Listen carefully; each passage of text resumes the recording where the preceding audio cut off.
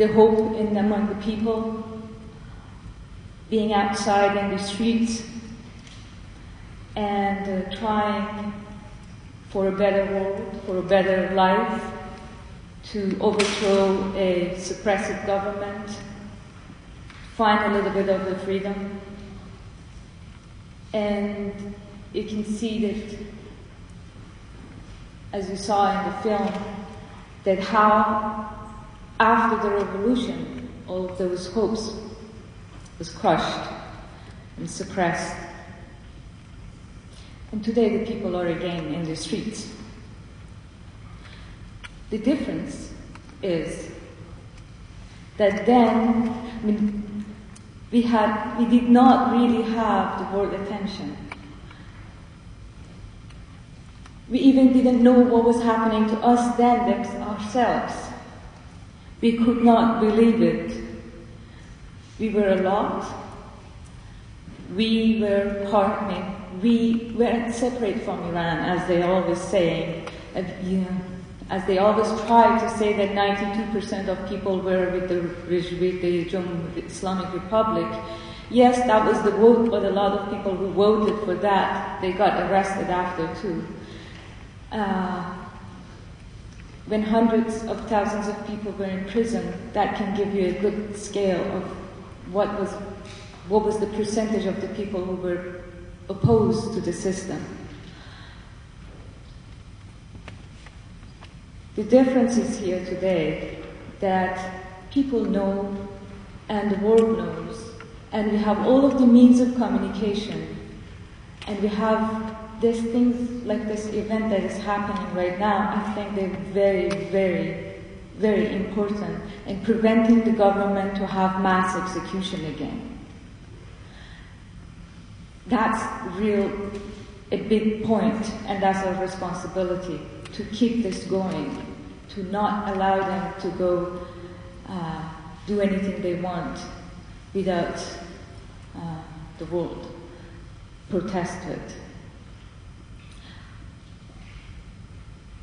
The similarity is, actually, when I was thinking about what happened in 1980 and 1988 and now, is that today, like at the beginning, the violence was really, it was naked, it was explicit.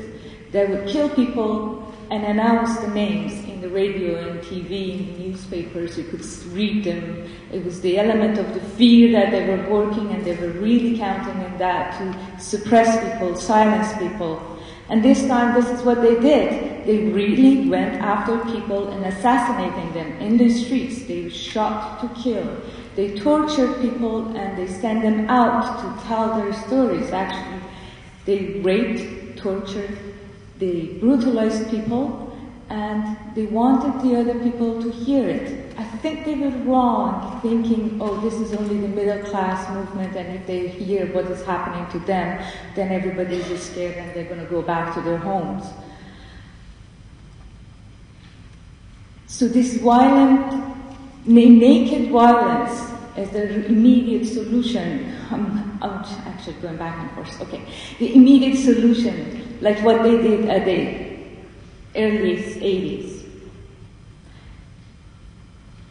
We need to know these things, and we need to understand how the system works in order to prevent them from what they did during the 80s. Because during the 80s, really, when they established through these immediate solution that they have, the extreme violence, when they got the hold of the state, then in the 88, what they did, that was the final solution for the whole generations of the revolutionary generation, or the generation of the 70s before this regime. They annihilated whoever stayed in the opposition camp, or they destroyed their spirit if they didn't destroy them in their body, and forced a lot of people to leave the country. So that was an annihilation of a generation,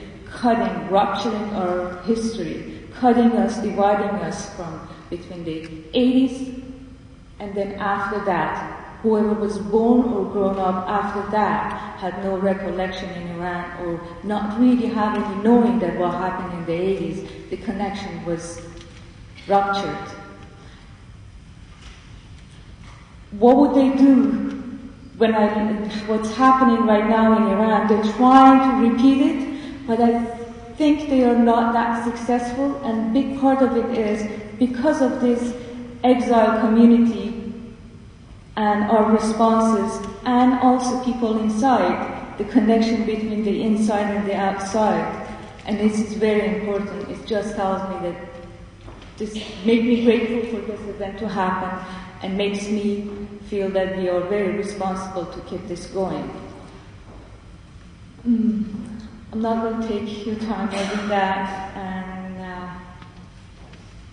thank you very much. Thank you.